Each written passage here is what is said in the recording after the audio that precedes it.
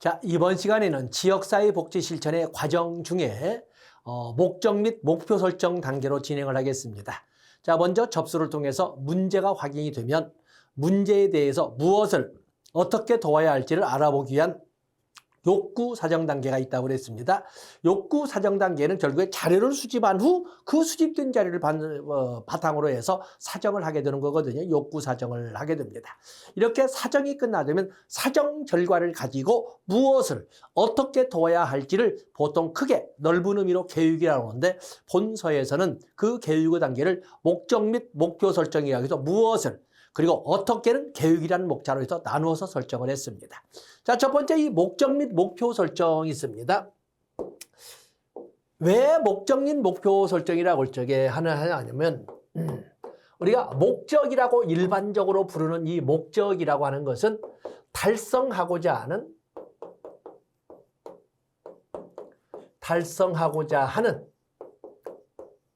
미래의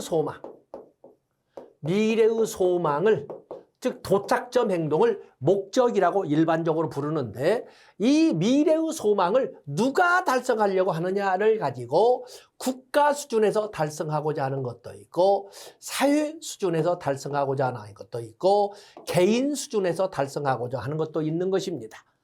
국가 수준에서 달성하고자 하는 미래의 소망은 이것을 우리가 이념, 이데올로기라고 합니다. 그에 비해서 지역사회 수준에서 달성하고자 하는 것은 통설화된 것처럼 목적이라고 하되 골이라고 합니다. 또는 퍼포스라고 하기도 하는데, 이 목적이라고 해서 보통 골이라고, 개개인의 지역 주민이나 개개인의 차원에서 달성하고자 하는 것은 목표라고 이렇게 설정을 하되, 이것을 오브젝티브스라고 이렇게 표현을 합니다. 그래서 이 약속을 했는데, 위로 가면 갈수록 국가 수준의 이념으로 가면 갈수록 추상적인 질적 표현으로 이렇게 이루어져 있으면서 그 달성의 미래라는 것이 장기성을 갖습니다. 그에 비해서 아래로 내려오면 내려올수록, 목표에 가까우면 가까울수록 구체적이고 명료한 양적 표현으로 되어 있으며, 짧은 기간 내에 달성할 수 있는 단기성이라고 상대 비교가 가능합니다. 지금 이 교재에서 지역복지 실천의 과정에서 목적 및 목표 두 개를 달성 것은 지역사회 차원에서 달성하고자 하는 것도 있고, 지역 주민 한 사람 한 사람의 입장에서 달성하고자 하는 것도 있기 때문에 목적 및 목표 설정이라고 이렇게 표현을 하고 있는 것입니다. 자, 그래서 이 교재를 보시게 되면, 그 때문에 여기 목적 설정과 목표 설정, 목적이라는 것은 지역사회 차원에서, 목표라고 하는 것은 지역 주민들 차원에서, 주민의 차원에서 달성하고자 하는, 지역사회 차원에서 달성하고자 하는 것, 이래서 구별해서 목적 설정과 목표 설정이라고 설명하되, 국가 이념은 상하 관련이 없으니까 목적으로 가면 갈수록 장기적 특성을 가지고 있고, 목표로 가까우면 가까울수록 단기적 설정을 가지고 있다, 이렇게 볼 수 있습니다. 보통 목표를 설정할 때는 이 목표는 구체적이고 명료한, 그리고 수량적, 대량화, 양적 표현으로 이루어지면서, 그리고 이것은 단기성을 갖습니다. 단기성. 그렇기 때문에 보통 목적을 설정하냐, 목표과는 달리 목표를 설정할 때는, 이런 목표를 설 때는 보통 미리 말하지만 스마트 원칙, 앞에서 우리가 크게 요약한 스마트 원칙을 적용한다고 했던 것을 앞에서 우리가 크게 보지 않았습니까? 스마트 원칙, 스페시픽, 미주어블, 어치버블, 리절트 오리엔티드, 타임 리미티드라고 하는 스마트 원칙을 적용한다는 것을 다시 한번 떠올려 보시면 됩니다. 다음에 어떻게 도울 것이냐, 계획이라고 설명했는데, 이 계획은 결국에 우리가 보면 당면 문제에 대한 다양한 해결책 중에 그중에 최선에 가깝다고 할 수 있는 해결책을 선정해 가는 과정을 정책 결정 과정, 의사 결정 과정 또는 기획 등으로 표현을 합니다. 여기 기획에서는 대안을 선택하는 과정이지 않습니까? 이 계획이라고 할 때는 결국에 대안을 선택하는 과정으로, 대안 선택 모델에는 의사결정, 나무 분석도 있고, 대안 선택, 흐름 분석도 있고 등등 다양한 방법들이 이렇게 존재를 합니다. 그래서 여기는 행정론과도 같이 연계되는 영역이 되겠는데, 먼저 대안선택에서 의사결정 나무 분석, 의사결정 나무 모델.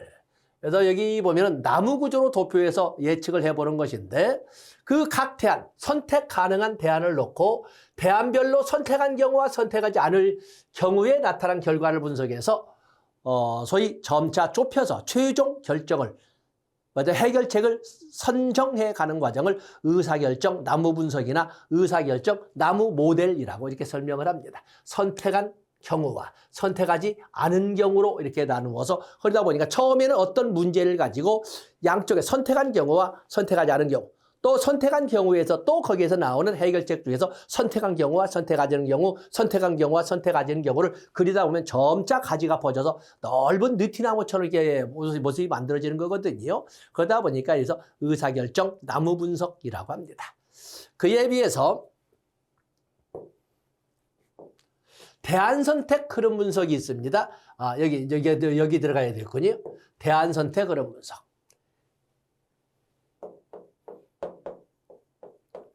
대안선택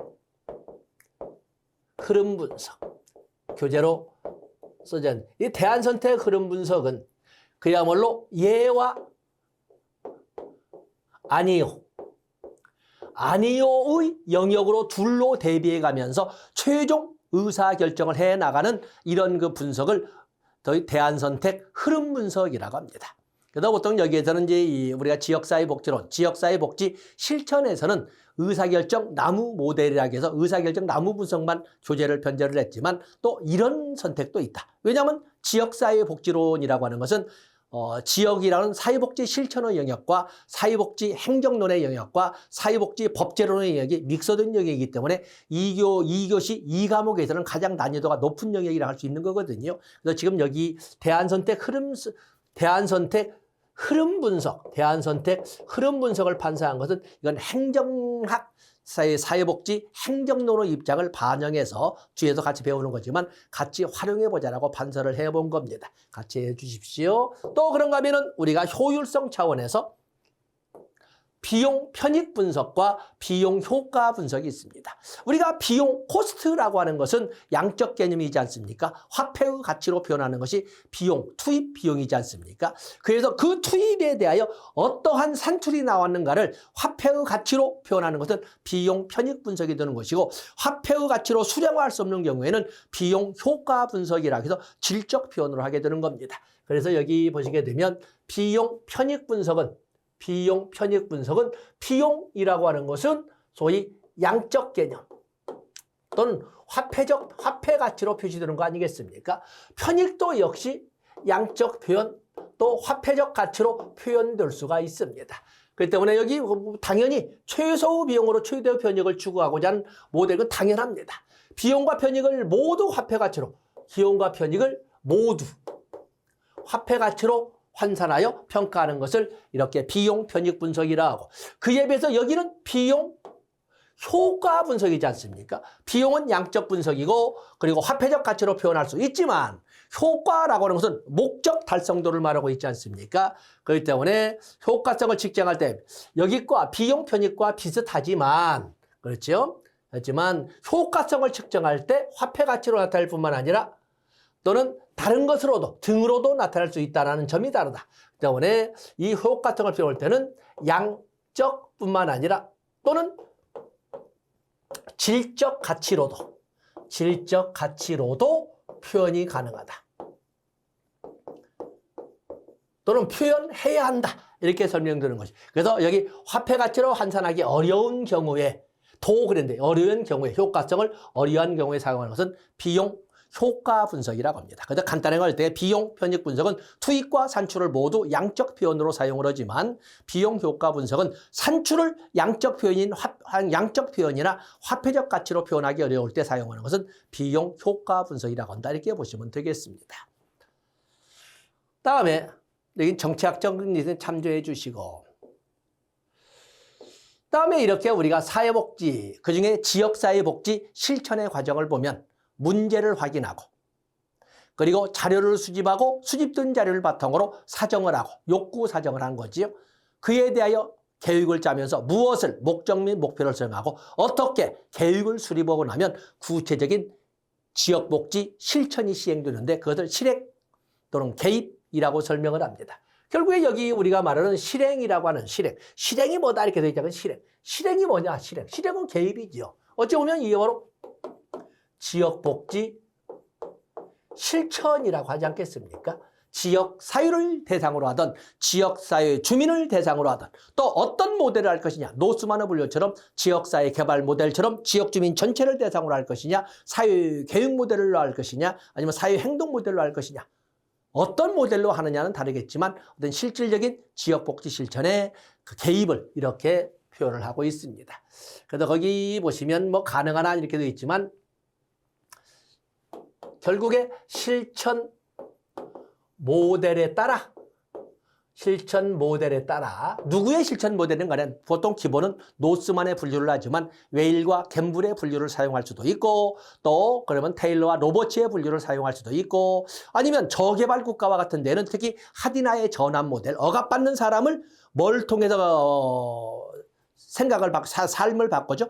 교육을 통해서 억압받는 사람들의 삶을 바꿔주는 활동을 지역복지 실천이라고 한다는 것이 하디나의 전환 모델이거든요. 근데 그 지역 억압받는 사람을 어느 선으로 설정할 것이냐라고 할 적에 억압받는 사람들을 결혼 이주 여성이나 이주 노동자의 입장으로 설정한다면 다문화 실천 모델이라고 하는 것이고 여성으로 이렇게 한정을 하면 페미니스트 조직화 모델이라고 하는 것처럼 어떤 모델을 선택하느냐에 따라 다르겠지만 어떤 실질적인 실천의 영역을 이렇게 개입 또는 실행이라고 합니다.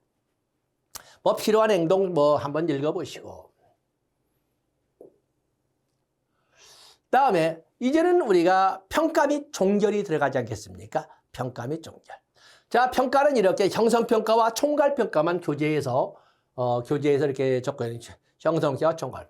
자, 그냥 이 교재에다 바로 한번 적어보면서 보세요. 자, 이 평가라고 할 때 평가를 이렇게 보면은 평가를 다양한 기준에 의해서 하는데 첫 번째 목적이나 또는 단계를 가지고 분류를 해보면 여기에는 진단평가 두 줄씩 다서 왔지요. 다음에 형성평가 또 그런가 하면은 총괄평가로 이렇게 나눠봅니다. 진단평가는 사전에 프로그램이나 정책이나 실천 이전에 시행하는 사전평가로서 이건 사전 전략 수립을 위해서 시행하는 평가가 진단평가가 되겠고 우리는 지역사회 복지 실천의 과정으로 본다면 욕구사정이 바로 거기에 해당되는 거예요. 욕구사정이라는 것은 지역사회는 그 지역사회의 주민들은 무엇을 언제 어떻게 얼마큼 필요한지를 알아보는 과정이 자료수집 및 사정이라고 하는 욕구사정 과정이지 않습니까? 그걸 알아야 목적을 설정하고 목표를 설정하고 구체적인 계획을 수립하게 되는 거거든요. 그렇기 때문에 욕구사정은 바로 진단평가에 해당되는 겁니다. 다음에 여기는 형성평가는 진행 중에 수시로 행하는 그렇기 때문에 이것은 이 교재에 나와 있죠. 과정평가라고 합니다. 과정평가. 그래서 진행 중에 수시 평가를 하고 그리고 즉각 피드백을 통해서 부족한 점이 있다면 보충을 하고 만약에 충분히 배웠다 하면 좀 더 깊은 넓은 범위로 확대 심화시키고 하는 것을 형성평가, 과정평가라고 하는 것입니다. 오늘날은 이 과정평가가 그렇기 때문에 평가는 부단한 전 과정을 통해서 부단하게 끊김이 없이가 부단이죠. 끊길 단 아질부에서 부단한 이런 과정으로 이루어지는 것이 형성평가가 되겠어요. 다음에 총괄평가는 다 끝난 사후평가라고 하는 겁니다. 사후평가. 그래서 사후평가라고 써. 이것은 목적 달성도 다양한 기준에 의해서 목적 달성도, 보통 일반적으로 목적 달성도를 파악하는 것은 효과성이라고 하지만 노력성, 공평성 또는 뭐 효과성 또는 뭐 품질 이런 등등 어디에 초점을 두느냐는 다르겠지만 효과 달성도도 파악하고 또 궁극적으로 더 발전적인 방향으로 나아가고자 하는 개선도 도모하는 이런 그 사후평가를 총괄평가라고 합니다. 또 보통 가장 출제가 잘 되는 것이 이렇게 형성평가와 총괄평가가 비교해서 나오기 때문에 이렇게 교재는 만들어 놨지만 우리는 욕구 사정으로 본다면 이 진단평가 또한 알고는 가야 되겠다. 이렇게 말씀을 드립니다. 또 그런가 하면 누가 평가를 하느냐. 평가 주체를 가지고 우리는 업무 담당자가 하는 자체 평가도 있고 아니면 업무 담당자가 소속된 부서나 조직에서 이끌어가는 내부 평가도 있고 또 그런가 하면은 외부 전문가를 초빙해서 가치 판단을 해보는 외부 평가도 있다. 자체 평가나 내부 평가는 훨씬 더 섬세하게 이루어질 수 있다는 장점이 있을지는 모르나 투명성에서 의심받을 수가 있다. 그렇기 때문에 우리가 어원적으로 보나 실질적인 관점에서 보나 가장 정당성을 인정받을 수 있는 평가는 외부 전문가가 와서 하는 외부 평가. 영어 자체가 에발류에이션 아니겠습니까? 때문에 외부 평가가 있다. 그다음에 어디에 초점을 두고 평가를 할 것이냐를 가지고 이건 뭐 암기 안에도 둔다고 그랬죠. 효과성 평가, 효율성 평가, 공평성 평가, 노력성 평가 등등 다양한 어디에 초점을 두느냐를 가지고 평가를 붙여가지고 평가의 유형으로 나눠볼 수도 있는 것입니다. 그런가 하면 평가를 할 적에 숫자의 개념으로 평가하는 양적 평가도 있고 해석의 관점으로 평가를 해보는 질적 평가도 있고 그래서 이렇게 하는데 여기서는 이 교재에서는 여기 목적이나 단계를 가지고 표현하는 형성평가와 총괄평가를 제시를 했다. 진단평가를 욕구 사정의 관점을 가지고 접근해 주셔야 된다. 다음에 이제는 사회복지사의 역할을 보겠어요. 당연히 여기 사회복지사는 지역사회복지사의 역할이죠. 개별 사회사업에서도 집단 사회사업에서도 지역사회 조직사업에서도 사회복지사의 역할은 수십 수백 가지가 될 거예요. 책에만 나와 있는 것 그것만 가지고 사회복지사의 역할이라고 할 수는 없습니다.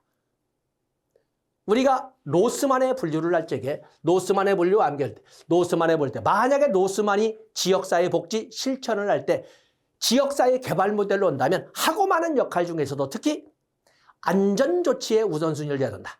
라고 로스가 주장을 했다는 것을 우리가 판서를 해봤습니다. 로스는 지역사회 개발 모델을 강조하면서 특히 그 중에서도 역할 중에 안전조치. 박스 보시면 안내자의 역할, 전문가의 역할, 조력자의 역할, 치료자의 역할에 보다 우선순위를 줘야 한다고 주장했다는 것입니다.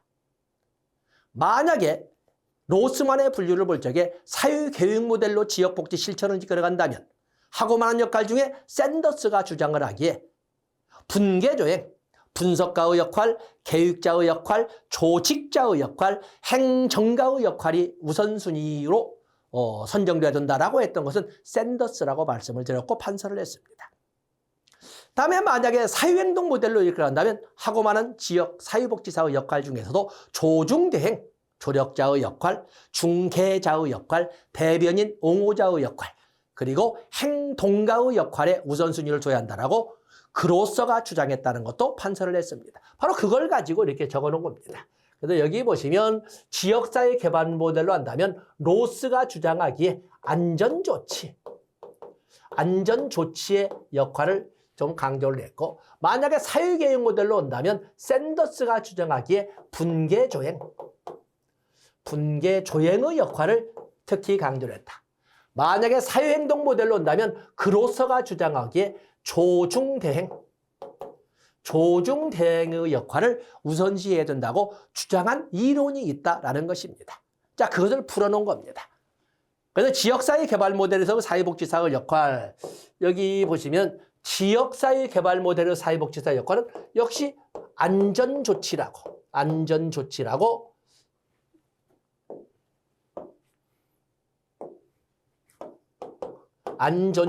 누가 주장했다? 로스는 이렇게 돼 있죠. 로스는. 그래서 여기 보시면 먼저 안내자의 역할 뭐 출제비 좀 그렇습니다는 서로 어떤 지역 사회복지사는 지역 주민들에게 안내자의 입장에 쓴다. 당연한 거지요. 그래서 지역사회에서 주도적인 역할을 하면서 지역사회 조건에 대하여 객관적인 자기의 주관적 가치관을 반영시키게 만드는 거예요. 객관적 입장을 취한다. 제반사항을 지역사회 제반사항을 있는 그대로 받아들인다. 우리가 앞에서 배울 적에 지역복지 실천에 지역사회 복지 실천에 일반 원리 에서 멀쩡히 보면은 다양한 학자들이 있지만 지역사회를 있는 그대로 받아들여야 한다는 것을 배운 적이 있습니다. 개별화의 원칙, 자기결정의 원칙, 사업의 단순화의 원칙 뭐 이런 것 등이 있으면서 지역사회를 있는 그대로 받아들여야 한다는 것도 배운 적이 있습니다. 바로 그런 것처럼 이게 안내자의 역할이 되겠어요. 안내자의 역할. 그리고 객관적인 입장을 취하면서 어디에 휩쓸리거나 어떤 이익에 관여해서는 안 된다라는 것을 이렇게 보시면 되고. 다음에 여기 보시면 여기도 있지요. 안내자의 역할은 지역사회 자기 역할에 대해서 설명. 도대체 사회복지사님 뭐 하시는 거예요? 뭔 일을 하는 사람이에요? 라고 물어볼 수도 있어요. 물론 우리나라 수준에서는 교육 수준이 높아졌고 사회복지사가 이제 보편적인 하나의 전문직군에 들어있기 때문에 그걸 물어보는 무식한 사람들은 이제 없죠. 그래서 이게 알려주는 역할도 안내자의 역할이다 보고. 다음에 전문가의 역할. 전문가의 역할은 뭐 분석, 진단하든 전문가에 관련된 표현 보시고 전문가의 역할도 있고, 그리고 조력자. 조력자는 결국에 이네블러 조력자. 옛날에서는 이 조력자를 가능케 하는 자. 가능케 하는 자. 이렇게 쓴 것도 있죠. 자, 줄쳐놓은 것이 있죠. 조력자는 주로 어떤 역할을 하는가? 지역 내 불만을 집약하는 일을 합니다. 지역 내 불만을 집약하는 일을 하는 것을 조력자의 역할. 또 불만이 표출되도록 도와주는 역할이 조력자의 역할. 그 때문에 아무리 지역사회에 불만이 있어도 혼자만의 감정 가지고 그에 대해서 불퉁거릴 수는 없고 불퉁거려봤자 반영이 되지 않지 않습니까? 그것을 어떠한 조직을 만들어서 그것이 현실적 불만으로 표출되도록 돕는 역할을 조력자의 역할이다라고 설명하고 있는 것입니다. 여기서 보시고, 다음 지역사회의 당면 문제에 대한 치료자의 역할도 있다. 여기서 보시면, 다음에 사회교육에서의 사회복지사의 역할은, 사회교육에서의 사회복, 여기 사회교육 모델에서의 사회복지사의 역할은 분석가의 역할, 계획자의 역할, 그다음에 조직자의 역할, 행정가의 역할, 분계조행. 분계조행이라고 우리가 암기를 했었죠. 분계조행. 누가? 샌더스는. 이렇게. 그래서 분석가, 그냥 뭐 설명 없죠. 분석가의 역할. 왜냐하면 사회교육 모델은 지역사회 복지 실천이라는 것은 뭐 하는 역할이야? 지역사회나 지역 주민들이 당면한 문제를 해결하는 데 초점을 두는 이런 그 실천을 사회교육 모델이라고 하지 않습니까? 무슨 문제야? 그 전략이 무슨 문제야? 확인해보고 분석해봐 하는 이런 전략을 쓰는 것이 바로 사회교육 모델이에요.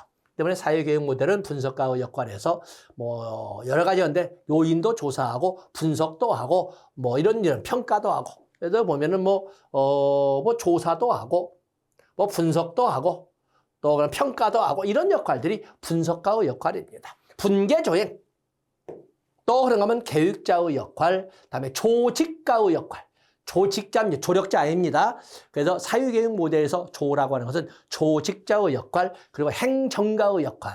그래서 여러분들은 여기 중에 행정가의 역할에 좀 더 비중을 두고 좀 정독을 해주시면 되는데, 행정가의 역할은 실시 과정에서 더 많이 요구되는 역할이 행정가, 실질적인 행정이라고 하는 것은 집행 아닙니까? 집행.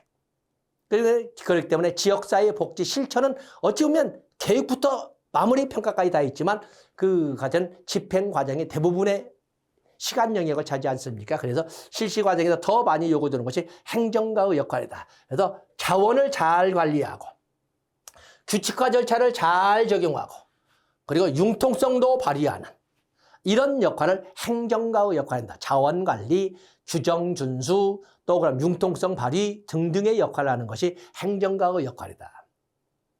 그다음에 사회행동 모델에서의 사회복지사의 역할. 사회행동 모델에서의 사회복지사는 조중대행이잖아요. 조중대행. 뭐라고 표현하든 간에 소유된 계층, 억압받는 계층, 주변부에 있는 계층이라고 하든 간에 그런 단어에 소속되는 사람들에게, 그런 단어에 소속되는 주민들에게 보다 많은 좀 혜택이 갈 수 있도록 고쳐주는, 세상을 바꾸는 작업을 지역복지 실천이라고 한다. 불평등 구조를 타파하는 것을 지역복지 실천이라고 한다라고 하는 것이 바로 사회행동 모델 아니었습니까? 이 사회행동 모델에서는 지역사회복지사는 많은 역할을 할 수도 있지만 그중에서 만약에 우선순위를 매긴다면 그 중에서도 조력자의 역할, 중개자의 역할, 또 대변인, 옹호자의 역할, 그리고 행동가의 역할이 우선시 돼야 한다고 누가? 그로서가 주장을 했다라고 설명을 한 겁니다. 뭐 조력자를 도와주는 인내불로 가능케 하는 자, 중개자, 중개라고 하는 것은 클라이언트와 클라이언트가 필요한 자원, 지역 주민과 지역 주민이 필요한 자원을 연결, 소개, 알선해주는 역할을 이렇게 중개자의 역할이라고 하지 않습니까? 우리가 개별 사회에서도 본 것처럼 중개라고 하는 것은 연결시키는 거잖아요. 그러가면 대변인, 옹호자의 역할, 그리고 행동가의 역할을 특히 사회 행동 모델에서 강조하는 역할이라고 누가? 그로서가 주장했었다 해서 다시 한다면 지역사회 개발 모델이라면 안전조치, 사회계획 모델이라면 분계조행, 사회행동 모델이라면 조중대행의 역할에 우선순위를 대한다고 누가? 로스가, 샌더스가, 그로서가 주장했었다라고 보고 세부 내용 주친 정도 보시면 됩니다. 자, 이제는 사회복지사, 지역사회복지사가 사용하는 기술을 보도록 하겠어요. 지역사회복지사, 이건 사회복지사가 아니라 당연히 지역사회복지사니까 지역사회복지사는 주로 어떤 역할을 하는가, 어떤 기술을 쓰는가라고 할 때 여기처럼 옹호기술, 옹호 대변기술, 또 그런가 하면 조직화기술, 또 연계기술, 또 자원동원 및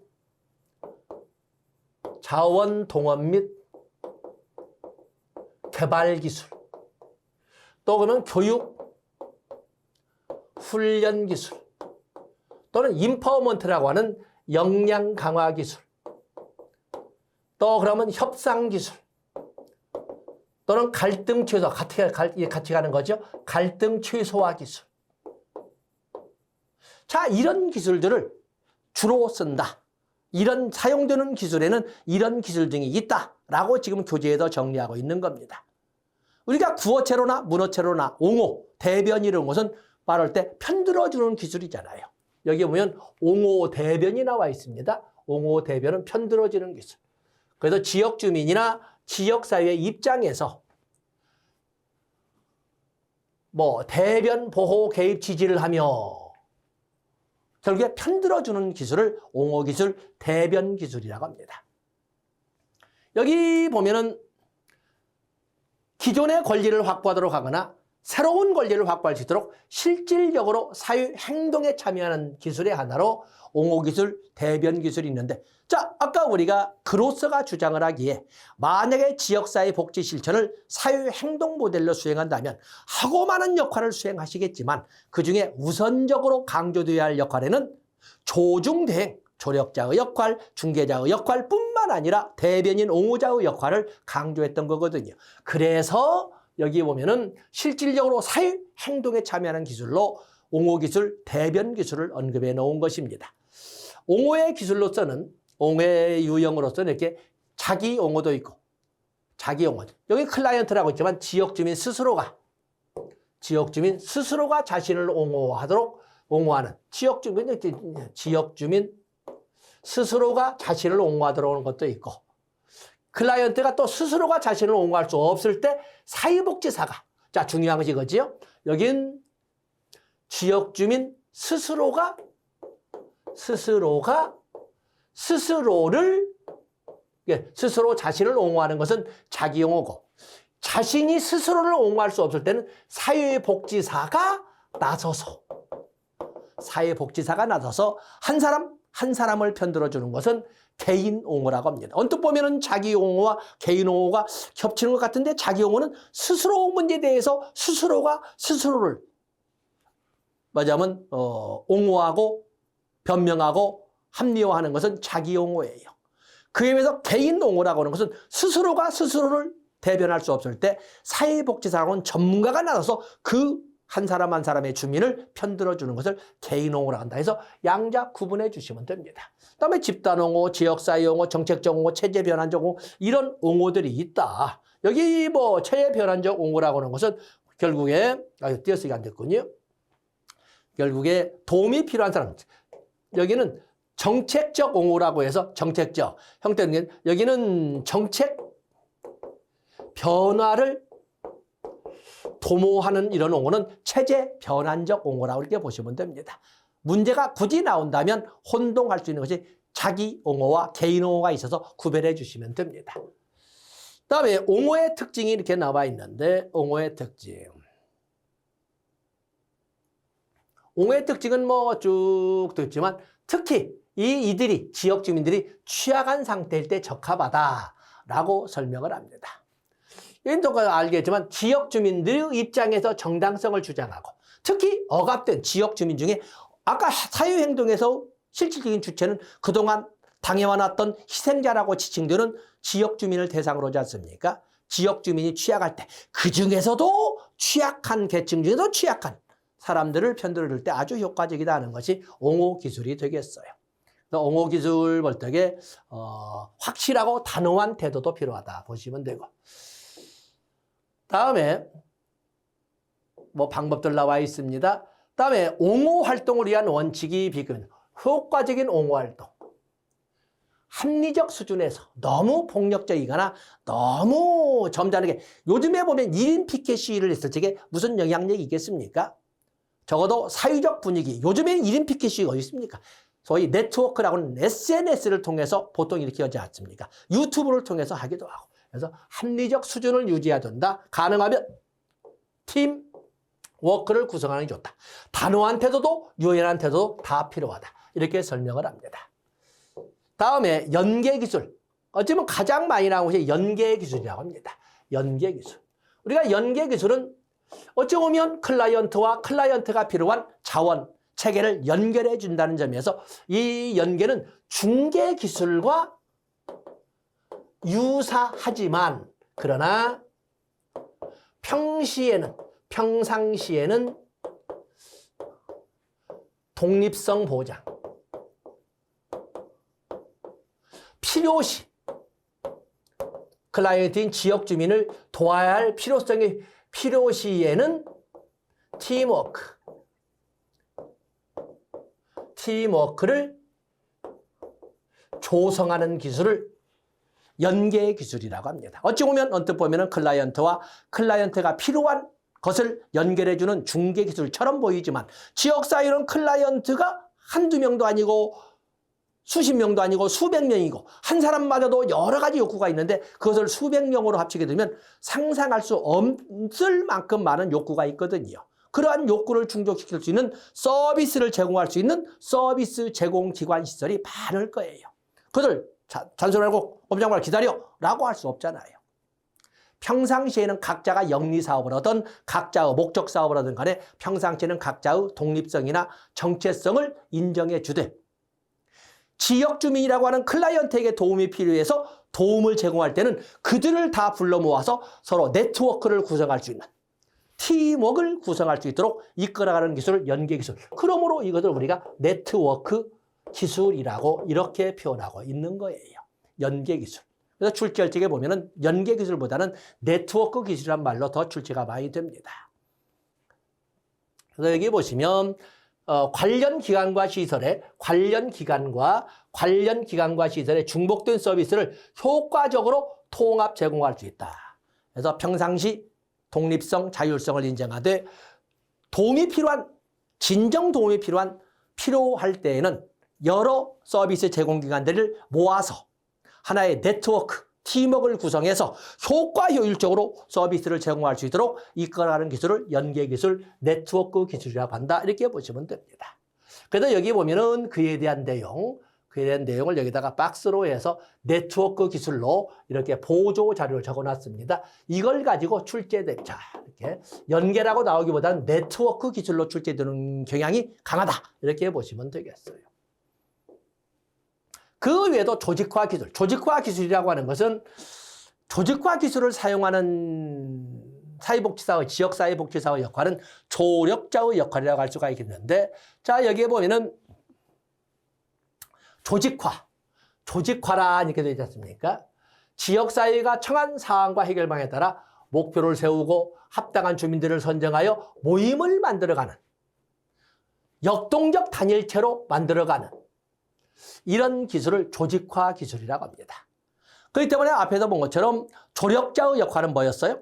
개개인의 지역, 개개인의 주민들이 갖는 불만을 공통된 집약된 지역사회의 불만으로 이렇게 만들어가는 이런 역할을 조력자의 역할인데 그 조력자의 역할로서 사용하는 기술을 조직화의 역할이라고 설명하는 것입니다. 조직화 기술. 그래서 일정 수의 주민을 선정하여 모임을 구성하는 뭐 똑같은 말 지금 계속하고 있지 않습니까? 또 내려가 보겠습니다. 뭐 조직화의 단계는 좋고 거기에 원칙을 보면 여러 가지가 있지만 뭐 교육훈련 다 있습니다. 소속감 다 좋고 여러분들이 볼 것은 특히 4번부터 보시면 됩니다. 사적 이익을 먹고 사는데 바쁘다 보니까 지역 주민들이 가능하면 잘 안 나옵니다. 그럴 때 당신 뭐 아무런 상관도 없는 것 같으지 아니야 이거 풀어주면 당신네 집 아파트 오르는 거야 라고 이렇게 사적 이익도 의도적으로 활용하는 전략을 쓰고 또 그런가 하면 뭐 역동적이 되건 당연한 거고 또 그러면 의도적으로 갈등과 대결을 만든다. 문제에 대한 쟁점을 분명하게 한다. 그리고 지역 사이의 불만을 공통된 불만으로 집약시킨다. 또 그런가 하면 중요한 건 여기 정서적인 활동을 포함시킨다. 이벤트죠, 이벤트. 오늘날에 오면 지역 사이에 어떤 항의 데모가 있을 때 옛날처럼 그야말로 흰끈 머리에 메고 꼭 투쟁이 오듯이 팔뚝 걷어붙이고 이렇게만 오지 않아요. 아파트 주민 전체나 지역 주민들이 한 곳에 모여서 같이 노래도 하고 장기자랑도 하고 중간중간 항의 구호도 외치고 하면서 즐겁게 오지 옛날처럼 땀 흘리고 멱살 잡고 이렇게 하지는 않습니다. 그래서 정서적인 활동을 포함한다. 그 외에도 지역사회 교육훈련의 기술도 있고 지역사회의 인적 자원, 이건 개발이 먼저 나왔지만 인적, 물적 자원을 동원하거나 없으면 개발하는 기술도 사용하고 그런가 하면은 역량 강화 기술도 있습니다. 역량 강화 기술. 좀 더 올려볼까요? 아유, 너무 올라갔군요. 그냥 바로 인파워먼트 기술. 인파워먼트를 영어로 본다면 이게 바로 인파워먼트가 역량 강화입니다. 역량 강화. 역량 강화에는 지역 주민들의 의식을 높은 수준으로 제고시키는 이런 기술도 있고 자기 주장이라 했지만 자기 주장을 할 수 있도록 하는 자기주장 훈련 기술도 있고 공공의제 만들기. 이건 행정론에서 말하지만 아젠다를 정하는 공공 아젠다. 공공 아젠다를 말하자면 주민들의 욕구에 대해서 정부가 관심을 갖도록 이렇게 분위기를 조성한 것을 공공 아젠다, 공중 아젠다라고 합니다. 그래서 그 지역사회만의 문제인 줄 알았는데 그 지역사회의 문제에 대해서 정부 자체가 관심을 갖도록 만들어가는 기술을 공공의제, 공중의제 또는 공공아젠다 형성이라고 합니다. 그 외에도 권력 키우기, 또 역량 강화, 사회자본 창출 같은 이런 기술을 통해서 지역사회의 역량을 강화시키게 된다라고 설명하고 있는 것입니다. 그 외에도 갈등을 조정하고 또 협상을 이끌어가는 이런 기술들도 지역사회복지사가 사용하는 기술의 내용으로 본다. 주로 잘 나오는 것이 역시 연계 기술인 네트워크 기술, 그리고 역량 강화 기술, 그리고 첫 번째 나와 있는 대변 옹호 기술에 좀 더 우선순위 되고 조직화보다는 조력자의 역할을 가지고 조직화 기술을 여러분들이 활용하시면 됩니다. 자, 이렇게 해서 우리가 보면은 지역사회복지 실천에서 과정의 후단부, 계획 수립인 목적, 목표 설정, 그리고 구체적인 계획 수립, 그리고 개입, 그리고 평가 및 종결로 해서 평가까지 받고 그리고 그 과정에서 지역 사회복지사가 어떤 역할을 수행하며 어떤 기술을 사용하는지까지 봤습니다. 과정에서는 당연히 세 문제가 나오는 것이고 지역사회복지사의 역할에 2문제, 지역사회복지사가 사용하는 기술에서는 2문제. 그렇기 때문에 우리가 짧게 봤지만 앞선 시간과 이번 시간으로 해서 적어도 6, 7개의 문제를 봤다 이렇게 볼 수가 있습니다. 자, 여기까지 하겠습니다. 고맙습니다.